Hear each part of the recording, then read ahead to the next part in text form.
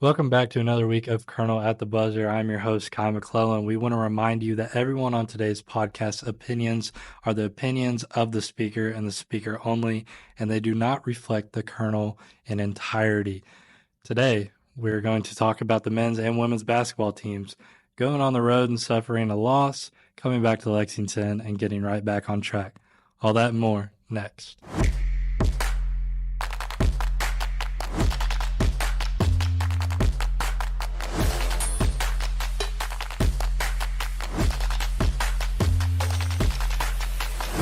Welcome back to another week of Kernel at the Buzzer. I'm joined by three guests. Guys, introduce yourselves. I'm AJ Nava. I'm a reporter for the Kernel. Tyler Russell, and men's basketball beat reporter. I'm Israel Schill, and I'm a club sports reporter. So, guys, today we've got to talk about both basketball teams. First off, that Clemson game, Ty Russ, you were there. Wildcats lost 70-66. It was the SEC-ACC challenge. SEC absolutely dominated the ACC. But Kentucky was one of those teams that lost. So can you kind of talk about the game and what you think went wrong for the Wildcats in that one? Yeah, I mean, right off the bat, I think ultimately, they kind of just – it was their first true road game. So when you go into an environment like that at Clemson that isn't really known for being much of a basketball school, but you knew it was going to be tough. Any road game in college basketball is going to be really difficult, and we could all agree on that. And Otegaway had 17 points, and he was ultimately, the main guy, obviously leading scorer for them. But another key thing was they were out-rebounded 31-21 in the first half. They cleaned it up in the second half, but the way you jump out in a game says a lot about how the game's going to go. Obviously, we'll move to Gonzaga in a little bit, but you could see, when things begin to change a little, you can kind of tell. But getting out-rebounded by 10 and then, ultimately just looking lazy, not playing their best basketball, shooting atrociously. I think that's obviously going to hurt them, and it actually ended up hurting them. I think the thing about Kentucky, too, is they're such a light switch team because when they're off, they're off. But when they're on, they show that they're, number 5 in the country, and they can beat literally anybody on this court. I know a lot of teams you can kind of just tell, right off the bat, even as early, this is going to sound crazy to say, but even as early as the first bucket, you can kind of just tell the way that things are going to go and how a team responds off of giving up the first bucket or actually getting the first bucket. And then, as things transpire in the first half, you kind of see, what's actually going to go down. And then, they could make adjustments in the second half, but they didn't against Clemson. And then the biggest thing is responding back with a win. Going back on the road to Seattle and trailing by 16 at halftime, thinking, this game's over probably.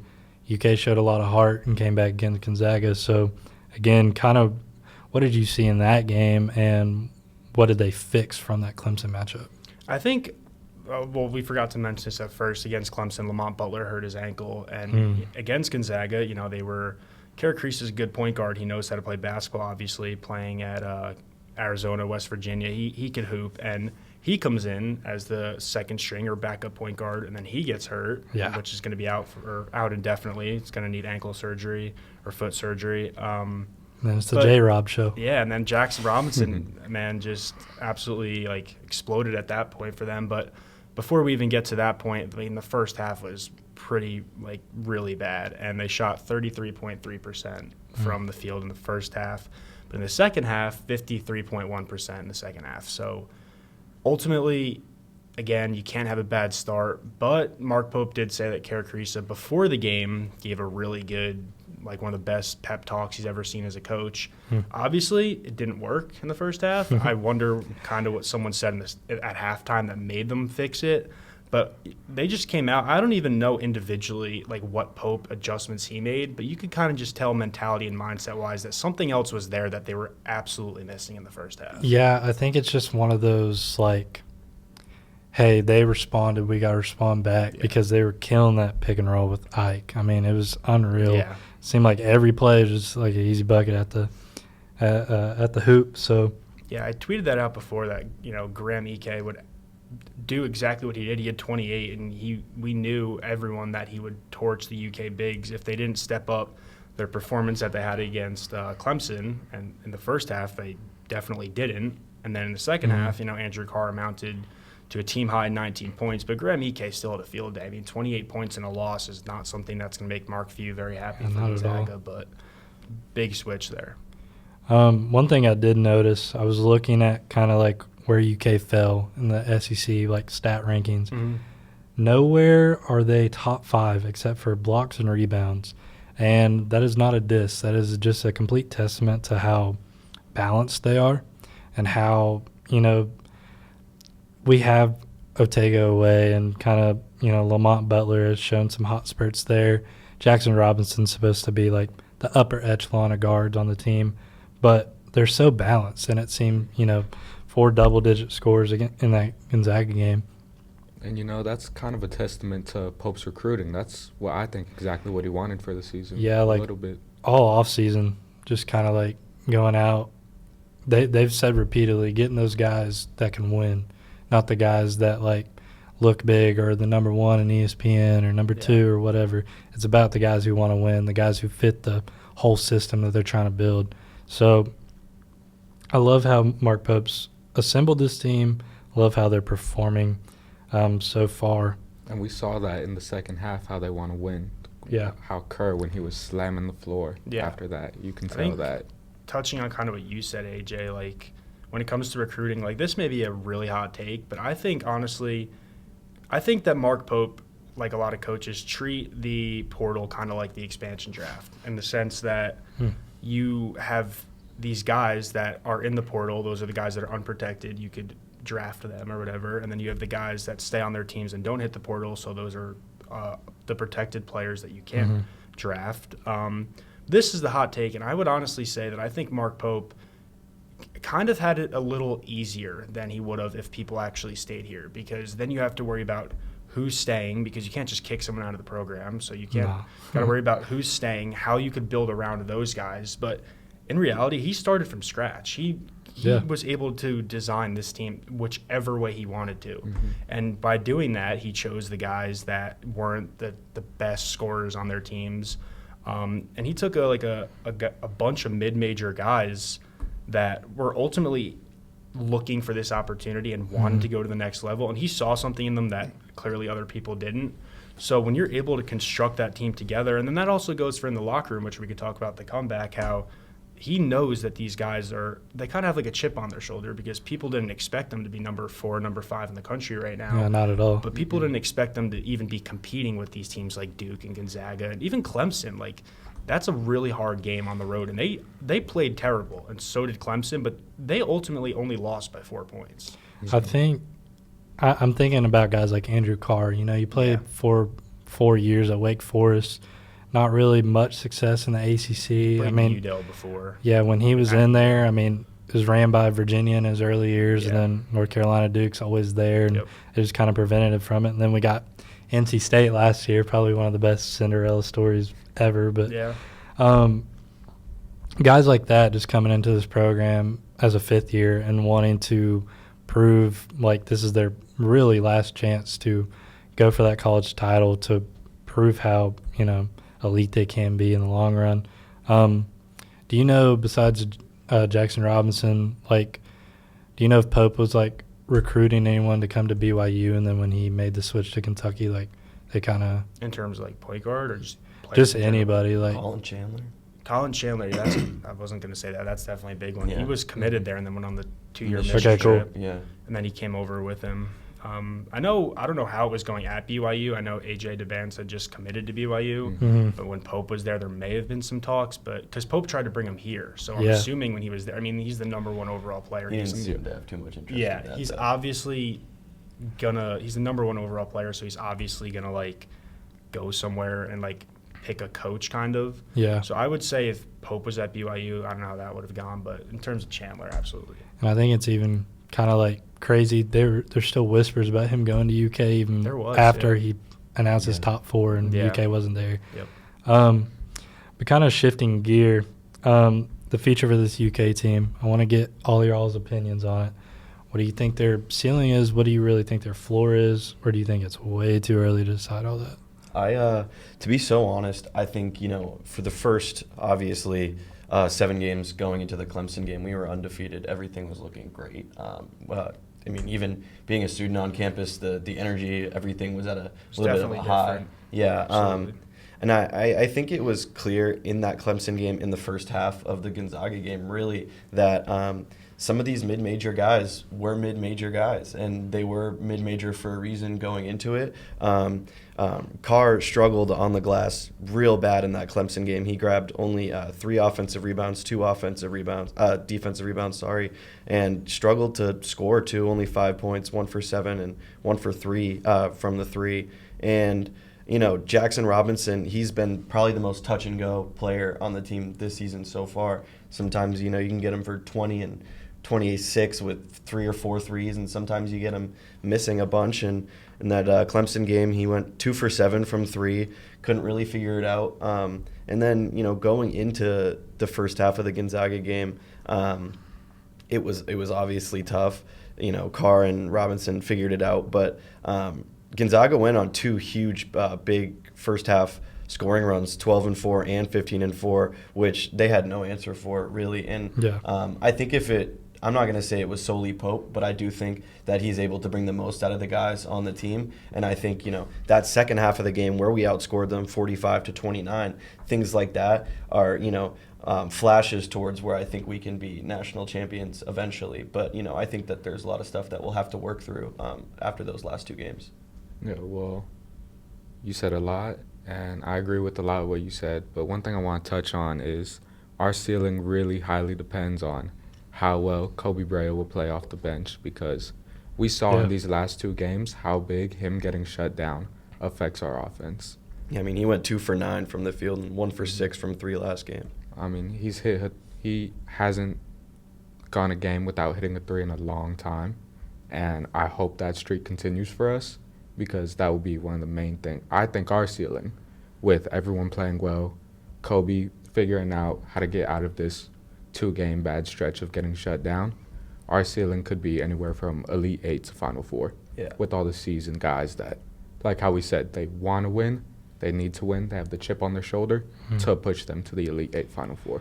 I think the biggest thing for Kentucky is they are in the hardest conference in college basketball, straight up. Without a doubt. And Yeah, absolutely. I'm People so obviously challenge that. Yeah, as but hard as it's they not. It definitely is the hardest conference. even it's definitely the hardest. like conference. shout out to John Calipari. He was like, phew, like every game's like it feels like you can lose every game. It just means more. Yeah, Exactly. and I'm Just means so more. excited to see like I'm thinking back on last year and seeing those like Dalton Connect games and what he did to Kentucky, and then now they have Chaz Lanier, who's like, I'm not gonna say he's just as good, but he's shown flashes of Dalton Connect, and people are comparing them quite well. You got guys like Johnny Broom and Auburn, who, I think best team in the country right now, and them and Kentucky's matchup's gonna be great. And obviously, the big storyline, we're gonna have Cal come back to Rupp Arena.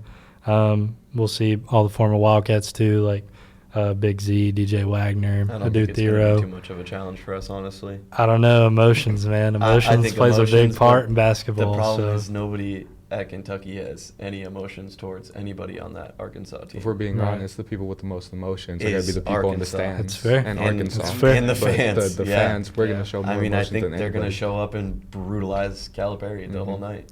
I think that it is pretty difficult to have a perfect season. You very rarely I think the last one might have been Gonzaga, and I lost in the Natty to Baylor. I think it was around COVID, but it's very difficult to have a near perfect season record wise. And I know for a fact that no team is ever going to have a perfect season in terms of where they're at mentally, where they're at physically, how they're actually performing. Even UConn last year, they won back-to-back, and they even showed games of where people could be like, oh man, they're not going back-to-back. UConn's in the dumps right now, and they've only lost 1 or 2 games. They tore up that tournament. Yeah, exactly. So all that comes down to is just obviously getting close enough to where in the regular season where it means a lot in terms of momentum.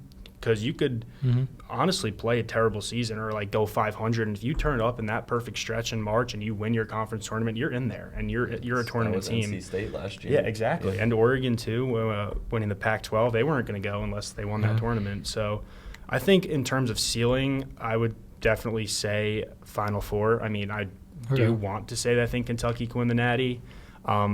But they would have to go through teams like Auburn, Kansas, Tennessee even, which, they're not very talked about for basketball, like as much as they should be, in my opinion.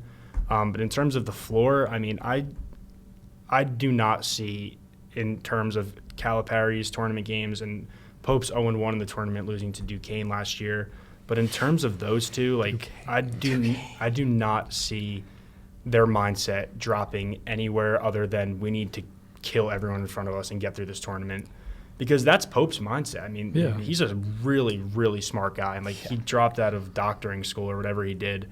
But this guy has a mentality that I've never seen. He's a dog. He is. And he's he makes dog. sure everybody else around him is also he's a dog, and he makes sure everyone else around him eats.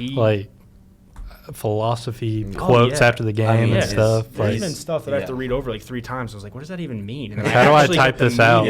I get the meaning. I was like, oh my gosh, wow. But no, in terms of the floor, I do not see a tournament loss. Yeah. I would say, honestly, the round of 32 could be the worst it could be, assuming they obviously keep this up and make the tournament and get a good seeding. Round of 32, I can't see them losing in 64, but I'd see the ceilings probably the Final Four. Nice. I want to play devil's advocate again, just a little bit. Mm-hmm. I think that what really killed them a lot was turnovers as well. Yep. And, AJ mentioned the fact that their bench didn't really do much, but they've done next to nothing recently. And I do think that comes a lot from Kobe Bryant, and obviously, one of the best shooters in the country. It's what they were saying coming into the season, and we do see flashes of that, but we also see flashes of trash from him quite often. For sure. And I think when you have, you want to try and make a deep tournament run, and your bench isn't producing at a level high enough to get you the even 10, 15 points a game from those 3-4 guys, then I don't think you're going to be able to do much. And they, 12 turnovers in the Clemson game. Not horrible, not great. Clemson only had 8. I think that was something to look at there. But, it's just we were talking about the fight that they have, and they definitely have a lot of fight. And they showed that in the Gonzaga game. But I don't know. I think I wouldn't be all too surprised if it was a first or second round exit. So, I think it also, one more thing before we move on. I think it also kind of depends on where the game's taking place. Absolutely. I think if Kentucky was playing Clemson at Rupp Arena, those numbers wouldn't be anywhere near what they were. Maybe shooting-wise, they could have been off, but turnovers and stuff, they were just so rattled. And especially, you could argue that Clemson's not Cameron Indoor, they're not playing at Duke, but Clemson, I was there. It was loud. And they were expecting it to be loud, but they just couldn't show up when they needed them to. But I do agree with a lot of what you were saying, though. Before we move on, Mark Pope did not go to doctoring school. He went to medical school. Medical school. That's what it is. Isn't that not to become a doctor now? I don't know. Let's So, just not past call it my doctor. expertise. All right, it's okay. That's why we're Dr. Pope and the Wildcats. At the time of this recording, we'll play Colgate tonight. Should be a quite, blow-by win. should be it. But next week, we got the Louisville game here at Rupp. That's going to be a great one. It's always a good game when Louisville comes to town, and then traveling to Madison Square Garden to take on Ohio State. So, in my personal opinion, I feel like Kentucky can probably get the next 3 and get back on track, probably get a little winning streak going into conference play. But shifting to the women, they also went on the road against an ACC team as part of the SEC-ACC Challenge, and they lost by 19 points to North Carolina. Everything I saw was the complete opposite of what they've been doing all year. Claire Stratt got into early foul trouble. She played, I don't know the exact minutes, but I know she played the first fourth of the half or the first quarter, and then she just sat. Played 25 minutes. Yeah, and it's just it's not much. She's getting 35 minutes a game usually. So that foul trouble hurt. The turnovers were insane. They went on a little run before half, but it was just night and day. Gok Dang for North Carolina, unreal player. She was it was just straight backing down opponents, putting the ball in the bucket, running back down court. 1,000 post moves, dude. Yeah. It was a bad loss for sure against North Carolina. But they came back against Queens when I can't even do math. They won 87-45. That's a lot of points. 42. 42 points. That's Even though Queens got 100 put on them by Wake Forest, I mean they still showed up to historic and played a good chippy game. Coach Brown actually was with Coach Brooks at JMU and Virginia Tech a little bit and played for him as well. So it was a cool little reunion. She said after that, she called him last second with like a scheduling mix-up, and he was able to fit her in. So, good little game for the Wildcats to get back on track. So, boys, we talked about Otego away, Andrew Carr, guys like that for the men's. Who do you see on this women's team that you think is going to continue to be a problem all season? I would honestly say Georgia Amore. I mean, that's kind of a Obvious. given. Yeah, it's kind of a given. Yeah. Obviously, Clara Strack. It was really hard to kind of, not even difficult, but as a UK student, you see the two UK teams that are gaining so much national attention because they're both under first-year head coaches. Kentucky women being ranked, what were they, 22 or 23 in the first 8 people? I believe it was 23. Yeah, they were around there, and they got ranked. And then, everything's going great. They're both undefeated. Both coaches look great. And then in the same week, couple days, I think there was a 4-day something like that. Anyways, in the same week, they both get their first loss, and they both get the first loss kind of in the same way of kind of just coming out and looking flat and looking lethargic and not ultimately ready to play. I think Georgia Amore had 10 points against UNC. And honestly, the only other time that she dropped lower than that was 8 points and actually won against number 19 Illinois. But I would say when Georgia Amore is not on, I would say that's more of a kind of a predicament for UK more than when she is on, if that makes sense. Like there's more negatives that come from it than more positives do when she's on. The thing I've seen with Georgia is nothing of her play style shows up in the box score until it's like she's hot. Yeah. And I'll emphasize on that. Like that 8-point game against Illinois, she got assists late. I mean, she always is diming. Like every play, every game she's passed and first. She's a hustle player. She's got every intangible in the book down to a T. She's been with Coach Brooks for so long now. Prior at Virginia Tech, it's like they know each other like the back of their hand, and she runs the offense out there. She's the one when they're shooting free throws. She's the one talking. She's the one calling out plays. Like she has free reign of that offense. So when you look at her stat line and you're like, she had 8 points and 6 or 7 assists. It's not always, she played bad. It's just like she's doing her job and she's being kind of selfless, letting the team just revolve around each other. I know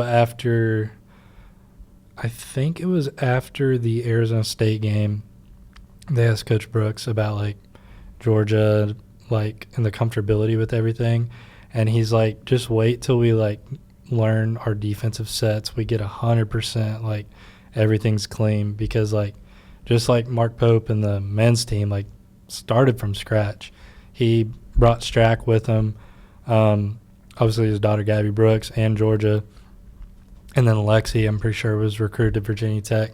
But other than that, everybody just fresh start for this team. So, going back on what Tyra said, it's impressive that they're, ranked 16 now, and they're in these rankings and beating expectations, because I know preseason they were, expected to be bottom to middle of the line SEC, and nobody was really taking them too serious. Even with that bad loss to North Carolina, they just flipped rankings. Like UNC was 16, UK was 14. They just flipped them in the rankings this week.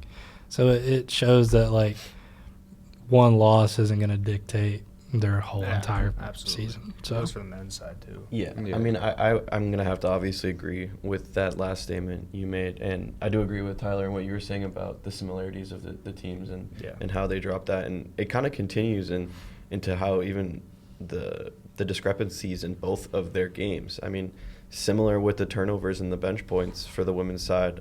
Only 2 bench points scored for UK against UNC. And 13 turnovers to UNC's 9. Points in the paint was somewhere that they got absolutely torn up. Obviously, we talked about that a little bit before, but UNC 42 points in the paint. I mean, that's ridiculous. UK only had 10. Well, I won't call it an excuse, but I'll have an explanation for you.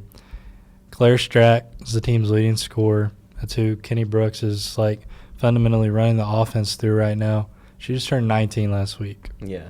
And then Clara Silva off the bench, big girl down low. She's a freshman. She had those 2 points. Tiani is coming into a new system. Yeah, I mean, she played coming great last game. Amelia's coming from JUCO ball. So it's it's true. Again, first true road game, Yeah. first true test against a team, so you can do. Like, I love your points you're making, but at the same time, it's like, I mean, they're young and they're going to get better. The future's bright, and I know with Coach Brooks, even commenting after that Queens game, he's talking about Kitley from Virginia Tech, and I think he said along the lines of, like, he asked her when she felt like the team was hers, and he was just using that example to, like, comment how Clara was beating herself up so bad after that UNC game. And it's like, when you have players that care enough to, like, go out and practice the next day, he said, and, like, tear people up and, like, play angry, like, that proves they care about winning. That proves, like, It's contagious, too. It is contagious. And I mean, it's just going to, like, flipped around. revive the whole program, like, in front of our eyes. So, you just love to see little things like that. Yeah, I agree. And I think that she turned it around very well, obviously, after only putting up 4 points, 4 rebounds, 2 assists, shooting 2 for 10 against UNC. Bouncing back. Wow. Yeah. I didn't know that. Yeah, 2 for 10. It's not a great look, especially coming from somebody who primarily is putting up shots in the paint. Yeah. But, 16, 6, and 2 against Queens. Also, 13 bench points from 3 different scores in that game, so the bench showed up. And they still had 15 turnovers. Queens, being Queens, had 19. But I think that's still something bad to look at. More points in the paint with 32 this week, so I think that helps. But like you said, Kai, Tiani Key, 12 points, 13 rebounds, 7 offensive rebounds, obviously a double-double. I mean, she's been tearing it up. She has been tearing it up. I would argue she's the most important player to the team, just because, like, I know it's Queens, like, but she was hawking offensive rebounds down like Sheboy style, like, just going after it. Didn't care who was under her, what was going to happen if she fell. Like, she was just hawking those rebounds down. And that's just, like, that heart, like, that's just going to, again, that's what you need it's to going a to be deep tournament contagious. run. Yeah. I mean, you would argue she's most important. I would say she is. I agree with you 100%. I mean, averaging that near double-double, and you see it on the court, like you said, she doesn't care if she gets hurt. That is what you need from a most important player, and someone that I think on this team could grow to be the best player. She's like the Marcus Smart of, like, Yeah. women's college basketball right now. It's not a bad comparison, Yeah. honestly. No. Before the UNC game, Key had 25 blocks in 7 games, so big time on the defensive side. That's amazing. Victoria Dunlap holds a single-season record for Kentucky with 66. So Key's currently on pace to double the blocks record. So that just shows the type of impact she's having. And then just, like, some other stats to spitball, too. Like, Georgia Moore got her 700th assist against Arizona State, and I'm pretty sure she's coming up on, like, 2,000 points as well in her career. She's going to be, like, top 40 in assists all time by the time she's done at Kentucky, and that's just, like, your name's cemented in history. So we got a special group here in Lexington with both the men's and women's teams, and if we're shouting out accomplishments, exciting. Let's shout out Amelia Hassett, who put up her 1,000 point against Queens. Yeah, she did. She's very important as well. Yeah, I mean, she did great against UNC lethal. despite the loss, 13-13. Amelia, like, I know that UNC game, when I watched it, like, she started off so cold, But man, she had put four it in a row. together, yeah. 4 in a row. Like That's honestly like not just like good teams find a way, but good players too. I mean, Yeah. it's Yeah. I'm not trying to compare my pickup basketball career to this, but when you're missing like 3 or 4 in a row and you start off missing, it's kind of like, oh man, like am I cold? Like you start to wonder, like, then am you're I down ever double gonna, am I digits, ever gonna hit a too. shot? Like what's going on? yeah. And you get a bucket, and then you get another bucket, and you get another one, and then it all just transpires. And once you see someone like Amelia Hassett starting to score, it picks up. Like everyone Right. else on the team's gonna maybe make that drive to the basket that they wouldn't have made before, or kick it out to her when they knew that she was cold, but she's contagious. Like let everyone eat, kind Yeah, of. 100%. And I'll double check this, but I'm quite sure that, yeah, Amelia Hassett, Tiana Key, and Claire Strack are all top 5 in the SEC in rebounds per game. Yeah. All on the same There you team. go. I mean, Yeah. I mean, they're all Stat, you averaging don't even 9. need to explain that one. That just shows that's how an It's consistent. nice. incredible Yeah. front court. It is. Yeah. and then, going back to Tiana's defensive effort, I mean, she's leading the SEC in blocks. She's top 10 in the nation. I know she was in that top 5, but I don't think, lately fell she's out of been blocking those shots away. But yeah, exciting for both teams here in Lexington. Looking ahead, I'll be going to that West Lafayette, Indiana against Purdue. I'm excited for that one. I think it should be not an easy road win, but should be a road win for the Wildcats. And, along with the men's team, starting that conference play, SEC, man. And, besides the Big Ten, SEC is the most ranked teams in the top 25. It's going to be a test. Every time you go on the road, every time you host somebody, it's not going to be easy, And I think it'll be a great testament to where they land in the tournament and how far they could go, because obviously one of those other SEC teams could knock them out relatively early, ending up being a lower ranked opponent somehow, slipping into a lower spot and then knocking us out a little early, obviously because of the depth of the SEC. Yeah. And just like the crazy stretches you can have in the SEC, I know this is way out of our timeline right now, but February 23rd, they play LSU. We know about LSU, Flau'jae Johnson and all those guys. All those girls, my bad. But then you got Tennessee right after, 4 days later. Yeah. And then at South Carolina, the best team in college basketball the past Who beat Queens by 4 years. 50-something, by the way. Yeah. So These stretches you can have in the SEC is just unreal. And, if you can get 1 or 2 of those, hey, you're respected. So, and it's going to help you out for sure in the future. Yeah. but guys, any final thoughts? I think we're almost out of time here, but any last comments you'd like to make? I wanted to pick y'all's brains, talking about the future, like you said, and how we ended off on the men's team. What do you guys think the women's floor and ceiling are for this season? Especially Kai, I want to hear your opinion. Go first, Kai. It's hard to say because I feel the same way about both the men's and women's. It's like it's just you can't pinpoint it yet. You see the flashes of it, and obviously I'm covering it. I want to be like, let's go to Cleveland, let's go to the Final Four. That'd be great. But realistically, I think they're going to compete. I think they're going to go, through that whole SEC tourney, and they're going to get a couple wins. They may probably go to the Final Four of that tournament, I would say.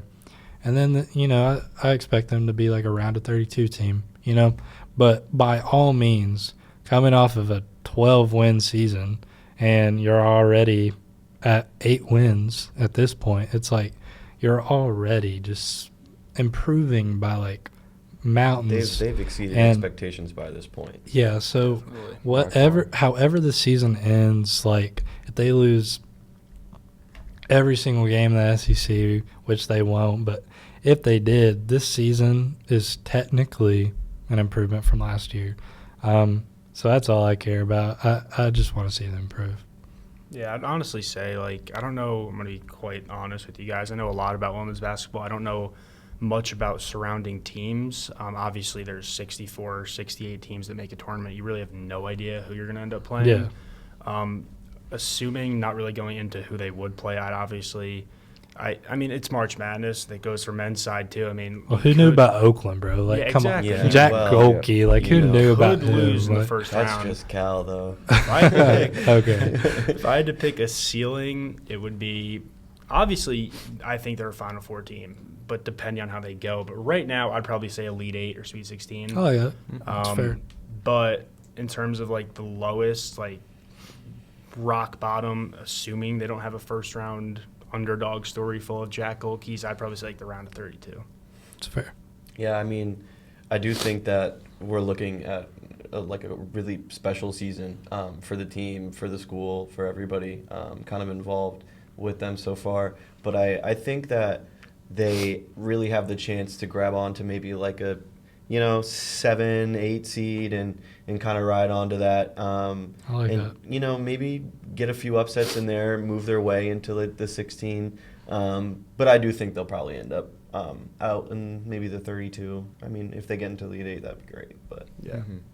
I mean, they have a good mixture of experience, but they also have the young, unexperienced that really brings them down, in my opinion, when it comes to March Madness and all that. So I think realistically, with how early it is, I want to say they're high. Their ceiling is probably Sweet 16 It's or fair. 32. mm-hmm. Yeah. Last thing, I know we have to wrap it up real quick. No, but you're good. in terms of like both programs, I think that the way that they both have started and the way that if they continue to play this way, I mean, I don't want to jump in. That's a whole different episode. But in terms of recruiting, like people didn't know if anyone would even want to play at Kentucky anymore for basketball because Cal's not here. And now it's lively. Yeah, I now didn't- it's like I didn't think you anybody start was. winning and people like, okay, it's the Kentucky name that was their first attraction. Now it's Kentucky name and they're winning. So if they Yeah. keep having successful seasons, it's only going to And make then- more better for the future. I mean, you could even get lucky and say, hey, they won the SEC championship last Yeah. year. And the team I'm thinking about going to, they didn't do so hot when it came Yeah. down to those late months. So all great things are going to come from the success of both of these programs. But, yeah, I think that's going to do it for this week. Thank you all for watching, and we'll see you next time.